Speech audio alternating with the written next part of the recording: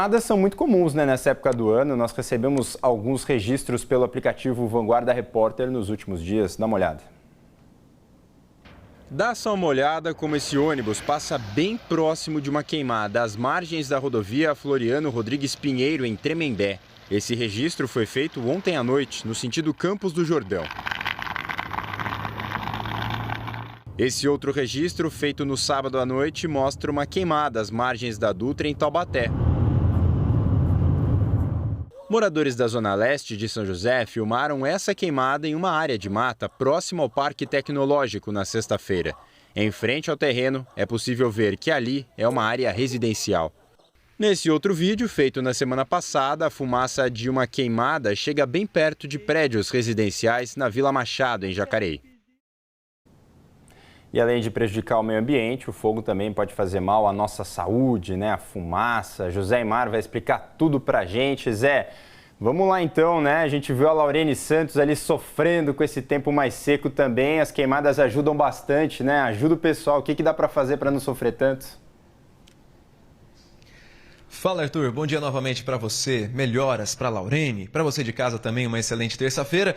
Bom, vamos atrás de especialista, né? Trazer todas as dicas detalhe por detalhe para a gente. Estamos conversando aqui com o Dr. Ricardo Otorrino. Muito obrigado pela entrevista. Doutor, pergunta do Arthur lá e o pessoal de casa quer saber. Inalou fumaça de queimada, o que traz de prejuízo para a saúde? Bom dia. Bom dia. A primeira coisa que a gente fala, né, inalação da fumaça, lembrar que ela é tóxica, traz alguns poluentes, partículas, né, que elas podem exacerbar doenças respiratórias, né? Então, já pré-existentes, às vezes até trazer algumas doenças respiratórias, né? Então, assim, pode exacerbar a crise de asma, a crise de bronquites, as rinites, as sinusites. Então, a primeira coisa que a gente fala para o paciente para tentar fazer é evitar o contato com a fumaça, né? Então, assim, mas se for inviável e se tiver alguma exacerbação da doença, a gente orienta a procurar um serviço de saúde mesmo. O senhor sabe que a gente recebe algumas reclamações, às vezes, de vizinhos, né? Acabam colocando ali fogo, a fumaça vai para dentro de casa. Qual a orientação, qual a dica que o senhor dá para quem, infelizmente, teve a casa invadida pela fumaça? A primeira dica que a gente dá, assim, se você está vendo que já começando a aparecer fumaça, né? Então aquele vizinho que queima o mato, que faz uma fogueira, alguma coisa, é tentar fechar a janela para evitar a entrada da fumaça dentro de casa. Porque quanto menos inalar a fumaça, melhor será para a via aérea, né? Você tem menos exacerbações da doença, menos doença ocular, também aquela irritação ocular que a fumaça traz. Então, assim, quanto você puder evitar de contato é sempre o melhor.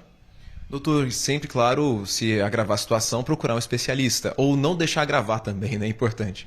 Ah, sim. Não, então, uma das coisas que a gente orienta, né? Os sinais de alerta, né? Para uma fumaça, intoxicação por fumaça.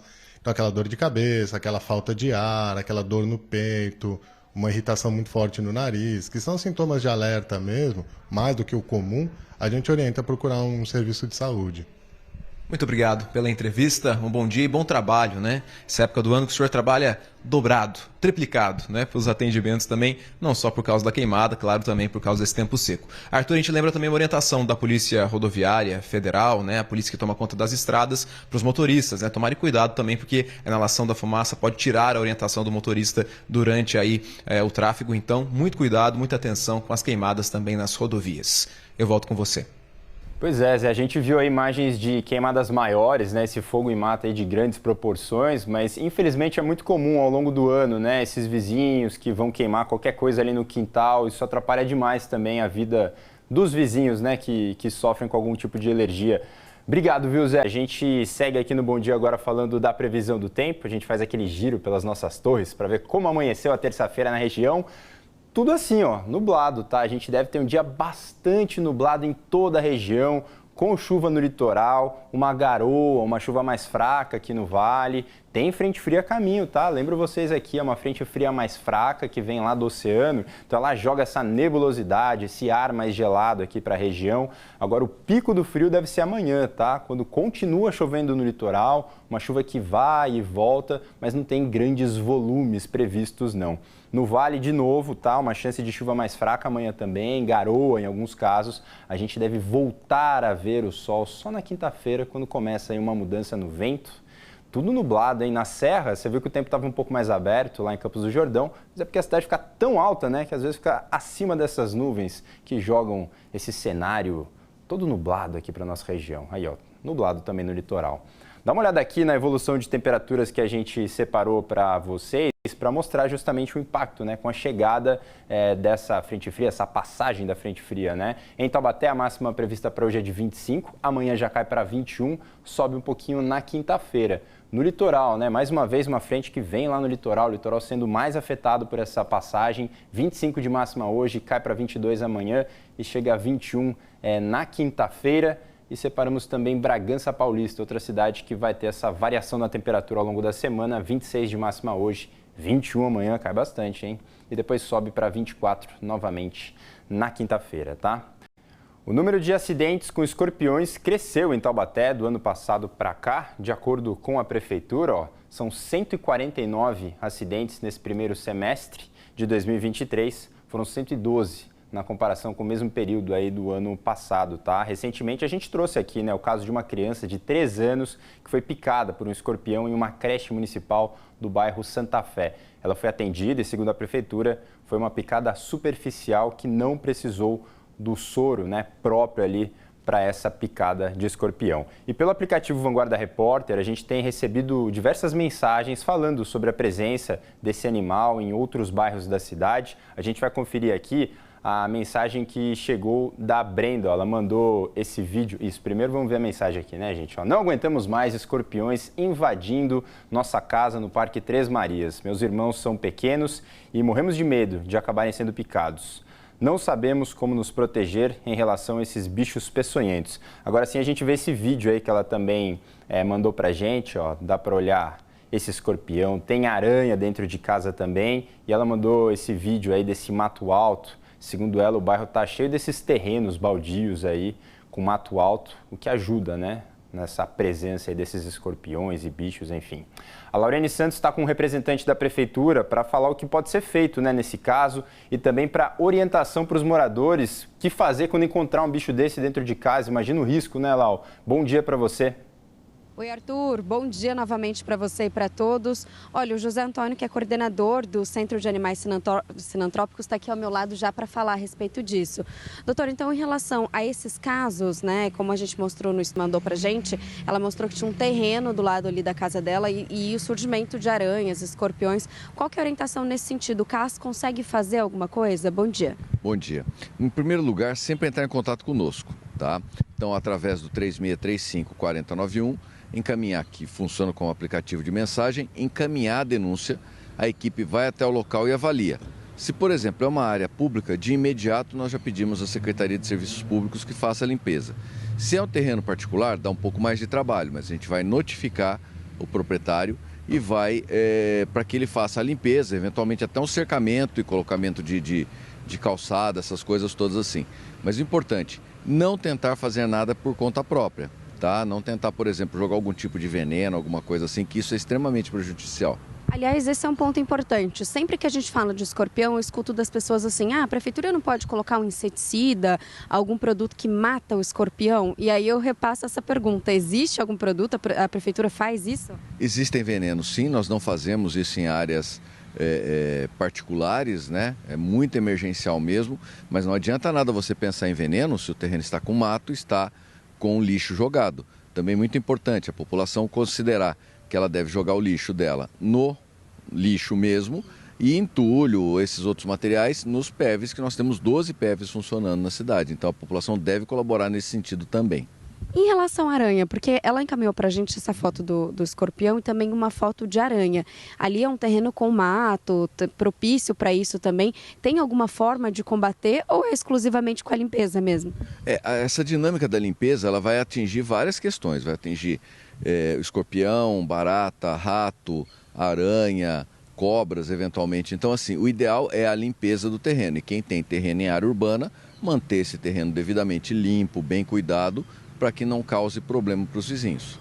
Orientação quando a pessoa encontra um bicho desse. Por exemplo, a gente vê muito a pessoa guardar o escorpião ou a aranha para depois mostrar para a equipe. Isso é um procedimento ou não? O que fazer quando a pessoa encontra um bicho desse? Olha, o que a gente recomenda, não tente capturar. Se você viu, consegue tirar uma foto, uma coisa assim, fotografa, não tem necessidade de guardar, porque nós já sabemos mais ou menos quais são os tipos de escorpião que nós temos na região. Muitas vezes no tentar capturar é onde acontecem esses acidentes que você relatou também. né? Tem muitos acidentes que são ocasionados por essa tentativa de viu o escorpião, vou tentar pegar para levar para o pessoal do CAS e acaba acontecendo um acidente, né? Então não tente pegar. Muito obrigada, viu? Em relação ao número de acidentes, passou de 112 no ano passado, no primeiro semestre, para 149 agora esse ano, no primeiro semestre. E olha essa minha voz, Arthur, acho que a entrada ao vivo aí do Zé Aymar vai servir para mim também em relação a esse tempo, viu? É com você aí no estúdio. É verdade, Laura. Já a gente fala desse tempo seco, né? Mas importante as informações que vocês trouxeram aqui pra gente, né? A gente sempre fala aqui que é um trabalho de todo mundo, né? Como a gente aprendeu ali no passado com a dengue, essa questão dos terrenos, todo mundo tem que participar, a prefeitura tem a parte dela, os moradores também, mas nunca se colocar em risco, né? Você imagina o perigo de tentar capturar um escorpião, né? Obrigado mais uma vez, Lau. Vá cuidar dessa voz aqui, daquela aquecida, aquele chazinho, aquele cafezinho. Dá uma esquentada, né? Também ajuda um pouquinho. Valeu, Lau. Representantes da Prefeitura de Taubaté e da associação que administra o Hospital Municipal se reuniram ontem para tratar do atraso no repasse de verbas para o HMUT. Segundo a Prefeitura, nessa reunião ficou definido que vão ser analisadas medidas conjuntas para adequar o funcionamento do hospital. Na semana passada, alunos de medicina fizeram uma manifestação em frente ao HMUT. Eles alegavam que alguns serviços foram parcialmente suspensos e isso estava afetando os estágios. Entre junho e julho, a administração municipal deixou de pagar 21 milhões de reais às organizações sociais que administram as UPAs e o HMUT.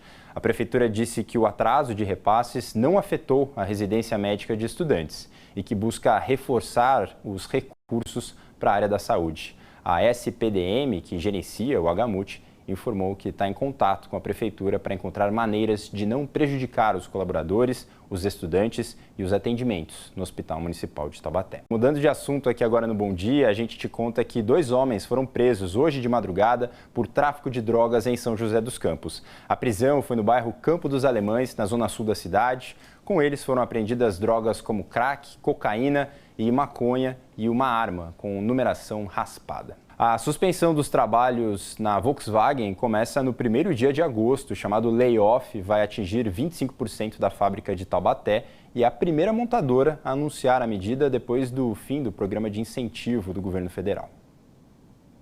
Quem terminou o expediente na Volks de Taubaté não estava com a cabeça tranquila em relação ao emprego. Meio preocupante, né? Devido ao nosso mercado que está aí, né? A gente não sabe como que vai ficar futuramente. Tenho uma filha e tenho 2 netos também, né? Então, e tenho meu marido.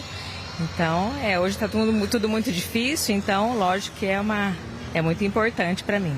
A empresa anunciou a suspensão dos contratos de trabalho de parte da fábrica de Taubaté. A medida começa no próximo dia 1º e vai durar pelo menos 2 meses. Segundo o Sindicato dos Metalúrgicos, a empresa tem 3.100 funcionários e produz 650 carros por dia. A medida deve afetar 800 trabalhadores. Isso é para poder ajustar a demanda junto ao mercado. Isso já é uma ferramenta que faz parte do nosso acordo, né? Que é uma ferramenta de flexibilidade, para evitar qualquer tipo de emissão arbitrária da empresa. Há 2 meses, a Volks havia decidido por um layoff a partir de junho, mas desistiu depois do governo federal anunciar um incentivo nas vendas para o setor. Depois de 1 mês, o cenário do mercado automobilístico melhorou um pouco. De janeiro a junho deste ano, foram emplacados 934 mil veículos. Mesmo sendo um aumento em relação ao primeiro semestre do ano passado, o número ainda está abaixo do patamar de antes da pandemia.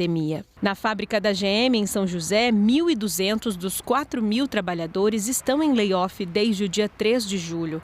A suspensão pode durar até 10 meses. Segundo a empresa, o motivo é a queda na venda de veículos. Há alguns anos, o setor não está na melhor fase. Em 2021 e 2022, as montadoras precisaram fazer paralisações por causa da crise dos chips semicondutores. Para este economista, em 2023, o problema é outro, mas a solução das montadoras ainda é a mesma. De 2021 para cá, ocorreram inicialmente paralisações pela falta de componentes. Segundo, hoje em dia, o problema do mercado ele ocorre fruto dos elevados preços que estão sendo praticados, porque todas elas repassaram para os preços a elevação de custos que aconteceu nesse período pós-pandemia. Então, quer dizer, Os momentos que se passaram no setor automotivo foram diferentes, mas que implicaram em situações razoavelmente idênticas, ou seja, redução da produção. Minha expectativa é que tudo melhore rapidinho, que seja uma fase só, né? Esse tempo que vai ficar um turno só e depois logo tudo retome ao normal. Em nota, a Volks confirmou a adoção do layoff em Taubaté e disse que a medida estava prevista em acordo coletivo com o sindicato. A polícia ainda procura por 3 suspeitos de participarem do sequestro de um aposentado de 75 anos em Piracaia. Momento de emoção e alívio. Esse vídeo feito pela polícia mostra o reencontro da família com o idoso que foi sequestrado. O idoso é de Piracaia e foi sequestrado no sábado. De acordo com a polícia, quando o filho e o neto da vítima chegaram em casa, encontraram ele já em poder dos sequestradores. Os bandidos renderam a família e fugiram com o aposentado no carro dele. A família recebeu ligações dos criminosos fazendo ameaças contra o idoso. Moça, eu tô correndo atrás do dinheiro, dá pra você esperar? Calma, você tá me desesperando, cara. Você quer que eu espere mais o quê, Vidana? Fala pra mim. Você tá me pedindo 30 mil reais, eu não tenho. Eu tô na correria. Vou passar a chave pra você. Eu quero pelo menos metade na minha conta em 5 minutos. Se passar 5 minutos, eu vou te mandar uma localização aí, daí vai ser o do corpo do seu colar, firmeza? Durante a madrugada de domingo, os bandidos se dividiram em 2 carros e foram até Atibaia, onde foram identificados pelas câmeras do COI. Essas imagens mostram o carro azul dos criminosos e o carro branco da vítima passando por uma avenida da cidade. Eles circularam por algumas horas e todo o caminho foi acompanhado pelas câmeras. Na manhã de domingo, a polícia encontrou o carro azul em uma casa do bairro do Tanque e prendeu 4 dos 7 criminosos. Entre eles estava uma adolescente de 15 anos. Os policiais descobriram que o outro carro com a vítima estava em Várzea Paulista, na região de Jundiaí. Os outros 3 bandidos libertaram o idoso em uma estrada e depois fugiram. As investigações continuam para verificar onde foi o cativeiro, onde foi o local de cativeiro e se há participação de mais pessoas que não a 7 que a gente já previamente identificou.